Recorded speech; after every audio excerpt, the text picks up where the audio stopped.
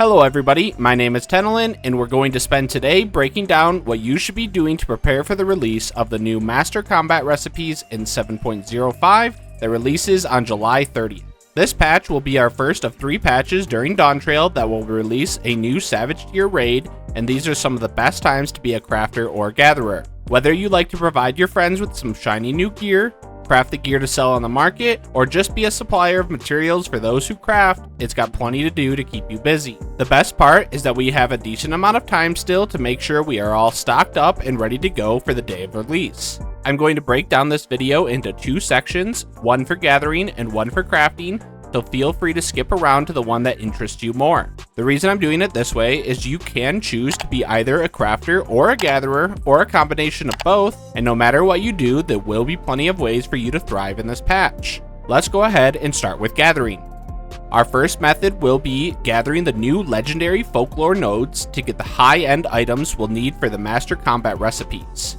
With the release of Dawntrail, we have access to new folklore books, which you will need to unlock with purple scripts in order to access the new legendary nodes, where you can harvest these high-end items, all of which will have some uses in 7.05.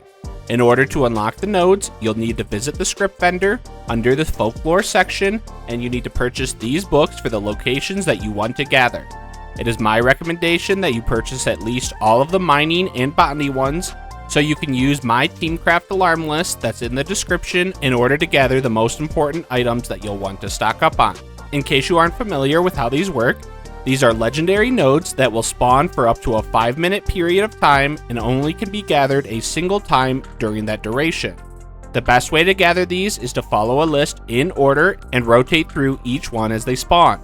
For this method, I would recommend that you have the Thunderyards gear, which is the new level 100 gathering gear that we got in Dawntrail, and these are all of the stat breakpoints that we are aware of that you can hit in order to increase your yield on gathering. Now, none of these are required. You only have to have 4,480 perception in order to actually gather on the node. Anything past that is just a bonus to help you gather some more. If you want to take a look, these are my stats that I have while using a Terali Pineapple Pond's Cake, which allows me to hit the 5,181 gathering breakpoint as well as the 4,907 perception. This is just because I do plan on getting a lot of these items, so I'm going to go ahead and hit the maximum level that I'm able to. If this is a little too rich for your blood, or you don't have the materia in order to do so, be sure to check out my quick materia farming guide that I posted a little while back, which allows you to gather from these nodes, getting a lot smaller of a yield of the items, but also getting some spirit bonding, which gives you some access to some materia. You can either use that materia to make your gear better,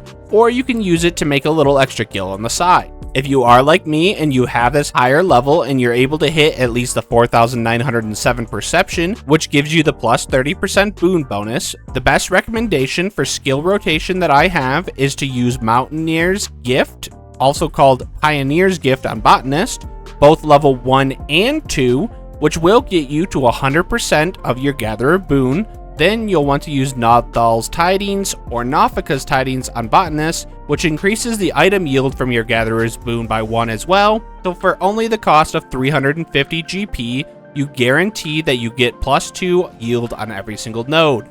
If you still have additional GP, you can use Blessed Harvest or King's Yield, just depending on Miner or Botanist, which will also increase the number of items that you obtain each hit by 2.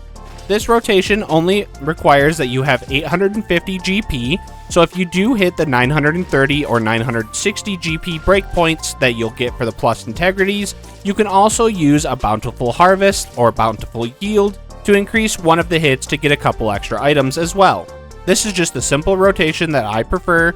There are a couple of other ways that you could do this, but they require you to pay a little bit more attention to if you have the plus integrity hit or things like that. I like to just stick with this one because I think it's simple and easy and I don't have to think as much while I'm gathering. Next up on the gathering preparation is Aethersands. Now these are going to be one of the best high demand items that we know we are going to need. Make sure to check out my Aethersands video for a full rundown of all of them and how to get them. You'll want to stock up on as many as you can. They are going to be a highly demanded item in 7.05, but I'm not going to touch on them too much in this video just because it would essentially double the length of the video. If you want to find out more about these, please check out my Aethersands video, as it will break down everything that you'll need to know. I do want to reiterate that these are extremely important, but just because I only touched on them briefly in this video does not mean that you should look over them. Just in case you aren't sure what Aethersands are, here's a quick infographic that I created in my other video that breaks down every one of them from 7.0. The last section of gathering is just pure speculation, and I only recommend this to those players that have a lot of spare time or like to take a little bit of a gamble to get ahead of the game. We do not know for certain any of the materials that the new master recipes are going to require, but we can get some educated guesses on things that might be required. I would look into getting any of the level 98 crafting materials and stock up on some of those. It's not something that I would highly recommend doing, because again, we do not have any real idea which items are going to be used aside from Aethersands.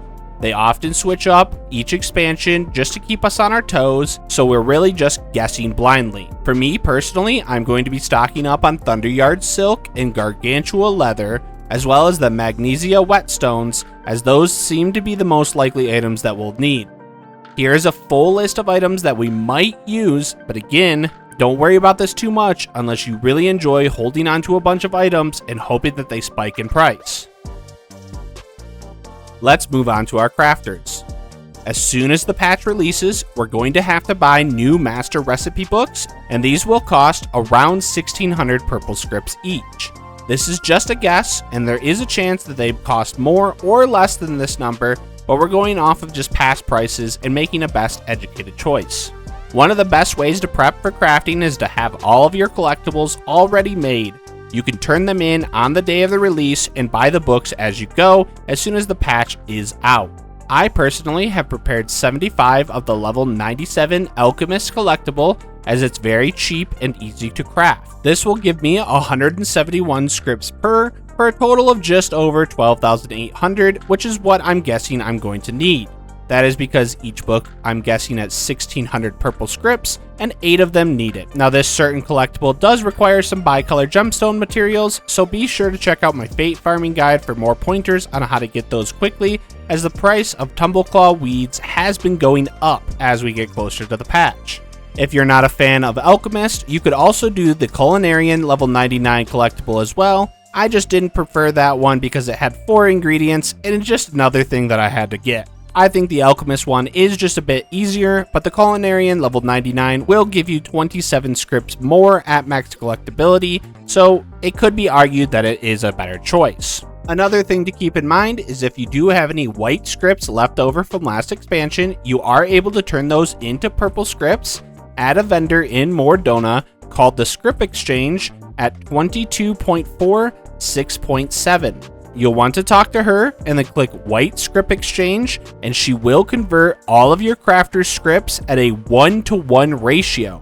For me, I had 4,000 white scripts left over from last expansion, so I will have 4,000 purple scripts ready to go, and I'm going to be saving them for when 7.05 releases. For your crafter gear, you want to make sure you have all of the new level 100 Thunderyards gear with tools for each of the crafters you are looking to use. Now, there are 2 forms of thought on how to prepare your melds. You can either hold off melding until we get the official requirements on release for the gear, or you can speculate and start to meld early. I personally am using the full pentamelded overstat requirement setup myself, but could easily regret this in the future. This is because I want to be able to hit the ground running immediately on the patch release, and I don't want to spend any time getting my melds up, but it's an extremely min-max viewpoint. But again, there is definitely some risk to what I'm doing by melding early, as we don't know for certain what the stat requirements will be for ease of crafting.